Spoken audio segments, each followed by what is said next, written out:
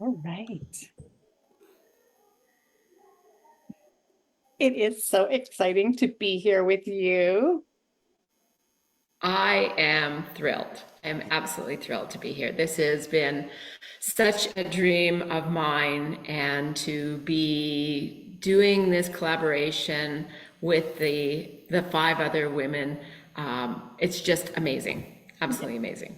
It has been exciting, and I have absolutely loved reading your chapter on the power of pilgrimage. It is amazing. I learned a lot. But first, let me introduce you. So we have Valerie Beyer here, and she's the founder and CIO of and an author, a pilgrimage coordinator.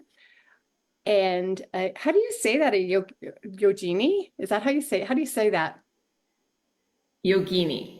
Yogini and intrepid traveler, which is, I just absolutely love that you call yourself an intrepid traveler. So welcome, Valerie. Welcome everyone who's joining us on the live stream and who will hear this later on. Welcome, welcome. So first of all, many people see pilgrimage as a physical journey, but you describe it as an inward transformation as well. So what can you elaborate on that a little bit? Having my very first pilgrimage was in 2007, and I had the opportunity to take 5 weeks and walk the Camino de Santiago from Saint-Jean-Pied-de-Port in France all the way across the breadth of Spain to culminate in Santiago. And at the time, I literally my world was spinning out of control. I didn't feel I had a good balance of anything, work, life, anything. And I had read about and studied about the cathedrals along the pilgrimage while I was doing a fine arts degree. And it took me 6 years to actually bring about the fruition of my pilgrimage.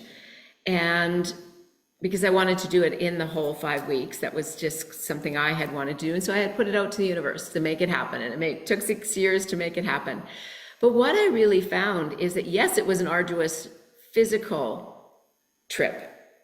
But I think the thing that I gained the most of it, and that still resonates with me almost 20 years later, is the emotional side, is the spiritual side, is the coming in and finding self. And really finding that even though I was surrounded by people, that you really have an opportunity to find yourself and have that alone time. And in our crazy world, we don't tend to do enough of that. We do not. We are, even when we're alone, we're not really alone. You know, we're on Zoom calls or we're reading something, we're working on something. So there's always this energy that's with something external to ourselves. And I think that that was one of the big things that I took away from your chapter is just even though there's other people around you on the pilgrimage, it is you're still very much alone within your own mind because you're not looking at your cell phone, you're looking at your environment and you're looking within. Yes. Yeah. Yes. And what I think is really important, Pamela, is I've had this conversation with friends who've said, I can't take 5 weeks and go trekking across Spain. I would love to, but, or, for whatever reason, they've got family commitments, they've got physical limitations. And what I really think is important is that we can have that connection with self, whether it's walking through our neighborhood and finding a greenbelt space, whether it's being on a treadmill and we put on music that gives us that opportunity to shut out the outside world and just really connect with ourselves and really do a bit of navel gazing and seeing, okay, who am I and where am I going and how am I getting there and do I like the path I'm going on? And really having that opportunity to have that reflection time. And so I think it's really important that you're right. We do have so many distractions, but we need to sometimes just take that cell phone and turn it off. And if we are going to use it, that we only use it to have that music or that meditation or something that we want to listen to that's going to help us. Yeah. And the inner reflection is you don't take time for that. We we I journal a lot, which is, of course, as a writer and publisher, it's like I'm journaling all the time. And sometimes that comes from an outside source too. I might read something and that will inspire something. So I think that, as you said, you don't have to do the 5 weeks away. You can go and you can have a beautiful greenway that's right across the road from me, and to just go and just be observant in my own community with myself. Like, who am I in that environment? Who do I Yes. who do I get to be? And I think that's part of it is you you become someone different, whether it's a short hour walk around the greenway when you're reflecting and you're with yourself and just enjoying being present in the world, or you're on a 5 week pilgrimage in beautiful places such as you have been in. Yes. Or anything in between. And it is the most important part is two things that you've said is one is that inner reflection and having an opportunity to connect with self. The other thing is actually taking the time, and I have to be a reminder of myself to do this, is taking the time to journal about it, to really reflect about how did that make you feel? What are you feeling as you're looking out at something? I write in the chapter that a pilgrim, a fellow pilgrim that I didn't know, commented to me at one point when I was on the pilgrimage, what an incredible view. And I was literally brought out of I'm walking across and I've got my walking sticks. I was brought out of that moment to view. Oh my gosh, look at this incredible valley in front of me. I was just so much into okay, I've got to get through the grind up to the next spot that I had lost sight of what was right in front of me. And thank heavens, my inner self heard that. And one of the things that I believe very strongly in is that there are notifications that we get from the world in all kinds of forms. Mine are birds. I get messages from the birds. And I quite often on the Camino would get birds all of a sudden twittering around me, or I'd hear a cuckoo. You hear lots of cuckoos on the Camino. And I think at some points I was thinking, I am cuckoo to be doing this. But it brought me back to the moment. And then it was literally at that moment when that pilgrim had said that to me, look at this incredible, isn't that an incredible view? I thought, I can't keep going, I've got to stop. And so I literally found a rock on the side of the path, sat down, had my lunch, journaled about what was in front of me, and journaled about the fact that I had been brought back to this moment. And what did that mean for me? And we need to do that part too. And that's why I say I have to remind myself sometimes to take that time to journal about it, because that's the other crucial part of it. It's not just the time alone with self. It's reflecting on what does that mean for yourself. Right, because you can go back at a later time when you come back home and you want to reflect on what that journey was like. You can sit with your journal and then you have more insight later on of how Yes. you were feeling and what that was for you, because quite often it's in the moment you're looking at the external world, you're taking that moment going, oh yeah, what of you, and sitting and having that moment. But there's a deeper contemplation that happens later on too, I would imagine. Yes, And for so sure. we get to do that. And if you don't journal, then you don't have those prompts Yes.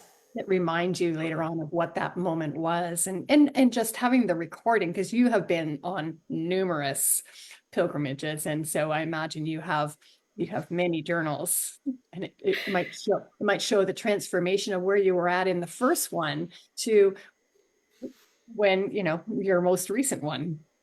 Yes. And it also gives you an opportunity to say, hey, I've been here before. What's going on? What do I still need to learn about myself that I'm coming back to this same point? Whether it's in a thought process or whether it's in how you're feeling on something or things that trigger you. Right, yeah, things are coming up, and it's even lately I'm like, have I not already dealt with this? Have I not already navigated this? But it's the peeling of the onion, right? It's like, oh, Yes. another layer. And so each time you go for a walk or you sit in contemplation with yourself, or you go, whether it's 5 weeks, I would imagine that it is very much like that, where it's like the same thing will come up as Hmm. you're walking and asking those questions. And it's like, okay, Yes. what do I still need to uncover about myself? Or what is this revealing about myself that I didn't go deep enough the last time with, and now it's surfacing again because that's the only reason it will surface. That's right, exactly. And it teaches you things about yourself that maybe you hadn't taken the time to reflect on, or that you had set aside because of different circumstances in your life, whatever it might be, whether it's you're at a certain point in your life and you say, you know what, I'm going to have to set aside those passions because there's this part of my life that is calling for me and needs me more at this moment. But then when you get called back to it, it's like, okay, I need to revisit that and I need to perhaps re-find myself. And that's not a bad thing. We don't need to think about, well, we need to be constantly recreating ourselves, nor do we need to feel that there is something wrong with revisiting a passion that you might have had in the past and coming back to self, because you may have set aside your true pursuit and your true passion because of circumstances in life. Yeah. Mm. Oh, yeah. And it's, I don't know, there was something that was floating through my mind as you were saying that. It'll come back. But there's such a, oh, it's like we're always evolving, right? So it's like we're not needing to go back and say, well, who was I then? It's like, who am I now and who am I evolving into and who do I want to become? Right? Yes. Because at the beginning, like I said earlier, at the beginning, you're a very different person, no matter how long the walk, you're a very different person from one moment to the next moment in what it is that how we look at ourselves and our life. And then we get to evolve with that intentionally Yes. instead of just letting life float by. And like you said, it's you had to plan for 6 years to do that first pilgrimage. Yes. Yeah, there's just the different things that came up that made it, I thought I was going to go at one point, and then it was just sort of like, okay, life isn't going to enable me to have this happen right now. So, all right, I'm not going to let it go. I'm just going to park it. Yeah. And so I've learned, and that I think is one of the biggest things that I've learned over the years is that sometimes you just have to go with it. And it might not be the timing that you thought it was going to be.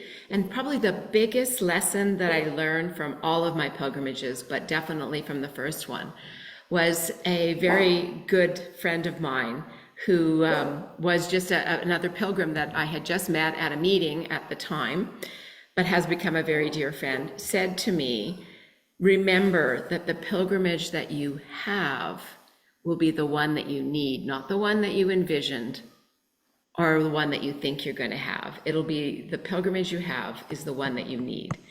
And I didn't really understand what that meant until one day on the pilgrimage, and it was like wham. And it's like, okay, now I get it.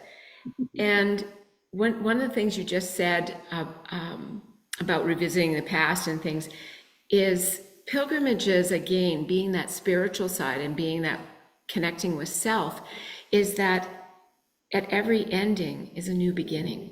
And that's the one thing that I think that we don't often reflect upon enough.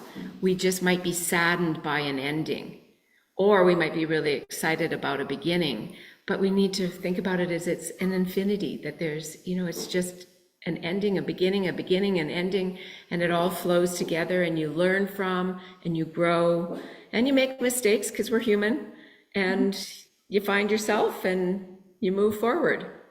Yeah, and I was thinking about how before you said it, like being like the infinity is very secular. Like it's like there's, it's just like the seasons, right? Right now, the leaves are falling as it's autumn here, and it is the end of the summer into autumn. So it's very much follow the seasons, and nature teaches us so much. So I can I can only imagine how incredible it would be to walk, that journey of how many miles, kilometers was that journey that you were on? It's about 1,000 kilometers, so 600 miles. Yes. Like that. And when you think about that, you think, oh my gosh, my body's not going to handle that. But when you break it down and just do it on a day by day, you don't think about, okay, I need, it's going to be arduous. You break it down into the day by day. What am I doing today? Where am I venturing today? And thinking about it of what new and exciting things am I going to experience today and explore? And whether you're walking the Camino or whether you're walking around the green belt in your area, whether you're by yourself, whether you're with a group of people, whether you have a leader or a guide that's with you. And that's one of the things that I offer to others, is the opportunity that if they are looking to do it and they're thinking, I don't want to do this on my own, is being a guide for them and helping them along that, whether it's in a virtual way or whether it's actually, hey, come and join me, we're walking the Camino, and helping them walk through that and be prepared for it and journal for it. Yeah, and I think that's one of the things that you offer in your chapter in Sacred Wisdom, is that there are some sort of guidelines on here's the things that you need to take. Here's, so you have a little bit of the things that I took that I didn't need and how to prepare for it. So I feel when I am going to do that, because it is definitely on my definitely on my bucket list, is that I would want to have a guide, and a guide doesn't prohibit you from being alone. Like for having that sacred time to yourself as you're walking and you're reflecting and you're seeing what it is, in the view, but also seeing what's within yourself. I imagine that having a guide would be extremely helpful. I know that would be the case for me. Yes. And it is exactly as you say. It doesn't mean that you're constantly engaged with the guide. That guide can give you as much space as you need, so that if you want quiet, reflective time, you've got it. If you want to have time where you want to chat about or talk about what you're experiencing and feeling in the moment, the guide is there again to be that sounding board for you, be a bit of a mirror, so that you've got an opportunity to think about some of the things, and also help you in thinking about some of your journal prompts or some of the affirmations that you want to think about, or are just helping guide and direct, just a little bit of guidance there, rather than being in an interference or constantly monitoring. It's more of that they are a facilitator for it. Yeah, I think they would hold many forms. Like they would be an inspiration, they would be the guide, they would be able to help you prepare and help you, like, even when it's over, when, like, getting back to the endings and the beginnings, it's like there's a lot helping you to move through from, now we're complete with this part of the journey, what's next, and how do you move into that, so that you're not, just right back into your life, which often happens after you go to a conference or something like that, and you spend some time away, at a retreat or something, and you come back and it's like, boom, I'm back in my life and I'm doing the same old things. How can you gently take this experience and and merge that into your life, so that it's not that abruptness? Like, I think there's that part of the transition as well. For sure. And how can you, because you are transformed, whether it's the walk around the block in the green space or whether it's a 5 week or anything in between, it does transform you. And it's helpful to have someone that can guide you in how do you integrate that? How do you make sure that the lessons that you learned on that time that you can integrate into your life, and that you don't just get caught up in the jumble bumble of life again and it gets put aside. Yeah, and I can see this as, I think what you've just illustrated is that for your future journeys with people, when people want to go on a journey with you, to have that sort of the before, so the preparation, and then the experience where you are the guide, you're the spiritual leader, here's the prompts, and then afterwards the integration, because that's key. Yes. And Not what do everybody you, knows how to integrate that's right. the new energies and the way that they've been transformed. And helping them look at what are those next steps for them, and the timing for it, and how do they work themselves through a lot of the things that they've experienced, and that has come up for them. A lot of it might be very emotional or even overwhelming. Yeah. Well, I would love for you to share with us if there was one thing that surprised you as you were writing the chapter. That's a very good question. I'm going to check on Facebook to see who's with us and see if there's any Any posts, other questions? any questions, if there's any questions. I think probably the thing that surprised me the most is how reflective it made me feel, in actually, and took me right back. I often have said to others that there are things from the pilgrimage, my very first one, that come back to me in a moment's notice, as if I was right there and it had happened just yesterday.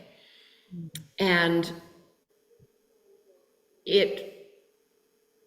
I think when I was writing, I actually took time during my writing to go on a mini pilgrimage. For me, my mini pilgrimages are escaping to the mountains. And I took my dog, and I was with a girlfriend that was out visiting, and we had alone time while we were on that path, and we had time together where we could just chat and talk about it. But it was important for me to actually practice what I was preaching, what I was writing about, was that pilgrimages don't just happen once and it's a one and done. You need to do them periodically, and you need to listen to that inner voice when it tells you, I need to go do this. And that's what I did. And it helped bring clarity. And it also helped me write the chapter in being able to say, yes, you need to remember to write about this, because this is important too. We have some comments here. Let me just see. Oh, Mocha would like to know, how many days did it take you to do the Camino? My first Camino, which was across the breadth of Spain, was 5 weeks, so it was 31 days. Yeah, if there's any more questions, I think that's it for now, but people will have more, I'm sure, as they Yes. look at the replay. Yeah, she said, wowzers, 600 miles. That's a lot. It's a lot. And you do it at your own pace. I met people who were walking 40 and 50 kilometers a day. My body wouldn't be able to do that. And so 25 was a max for me. And that was really pushing it. But there were others that walked 8, 10 kilometers. And sometimes you didn't walk at all. You just said, you know what, I need a reflective day. And I think that was one of the things that I wrote about in the chapter. Is one day, the group of people that I was walking with, we were following the markers, because there are markers, directional markers along the Camino, and we ended up on the wrong path. But in many respects, I was furious, but like, how could we get on the wrong path, and we're not where we were supposed to be, and I've lost a day. And then I thought, okay, who said that it was the wrong path? What lesson did I learn from this? What did the universe want me to experience and learn about myself, and some lessons and reflection time? And one of the things that it taught me the most that I have applied throughout the rest of my life is sometimes the things that we ask for or want for that we aren't given are as much of a blessing or as much of a gift as the ones that we get, because I learned a whole lot of things. I also learned that there had been a horrific car accident on the path that we would have been on, that who knows, the group of us might have been crossing, because you have to, on that particular part of the Camino, you cross highways, that we might have been on there. So maybe we were divinely sent off to have an experience that actually prevented us from being in the middle of something that could have been very, very tragic. So you just never know, right? I totally believe in that. It's like you get turned around and driving or something and you go down a wrong way and you go. It happened to me the other day. I was going to a grocery store and I drove by the entrance and I went, oh, I just missed that entrance that I've been on, umpteen times. And I went down the next street and there was a Tim Hortons there for our American friends. I think you have Tim's down there, but it's a coffee shop. And I went, oh, it's a really good idea for me to have something to eat before I go into the grocery store because it was past dinner time and I hadn't eaten. And I'm just like, I laugh because it's like, of course I'm meant to go get something to eat. A very small example, but I think it happens more often than we can even conceive. Yes. And it's important to be open to it, because I was thinking, okay, this is my plan. And it was like, well, why do I have to have that plan? Why can't the group of us, because we were able to really connect with each other, why can't that be part of the lesson that we learn from this Camino and how we approach things? And I learned about how I was approaching things, and then also hearing that, okay, there was something that we needed to avoid as well. So, it's being attuned to that. And I think that's part of that spiritual part of it. That's part of that awareness. It's not just a physical adventure. It's being attuned to what is God, the universe, source, the divine, whatever you believe in. What are the messages that you're meant to receive? And being open to actually listening and hearing them. Yeah, absolutely. Well, I think Mocha, you answered Mocha's question, which was what was your favorite and most transformative pilgrimage? Maybe you didn't answer it that, but which one would that have been? Oh boy. That's a very good question, Mocha. Thank you for that. Do you need to reflect on that? I do need to reflect on that. I think and the reason I do is because each one has taught me something. The very first one taught me about the power of it and just how transformative it being on pilgrimage could be. And I had hoped that it would be very spiritual, and it was. And so it had opened my eyes to the possibilities. And when I was saying at the beginning that this chapter has been a long time in coming, and I know that it will open more for me in that regard in speaking more about it, it's because it was transformative.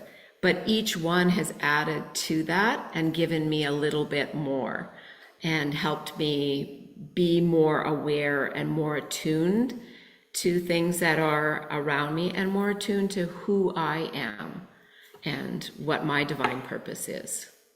And I imagine each one you can go a little bit deeper with yourself than you could with the previous one. Yes. So is there any final words or comments that you'd like to share with the listeners? If they're thinking about a pilgrimage, do it. If there's a little voice that's saying to them, I need to do this, do it, whether it's just a walk around the block, whether it's being on the treadmill, whether it's going to sit on a beach and listen to the waves, or whether it's doing a 5-week trek across Spain, or a pilgrimage in Japan or India or wherever in the world that you might be, is listen to that inner voice that's telling you. And if you're saying, I can't do it right now, just say, okay, I'm going to need to park it for the moment, but don't give up on it. Yeah. Just put it out to the universe and let it be in divine timing.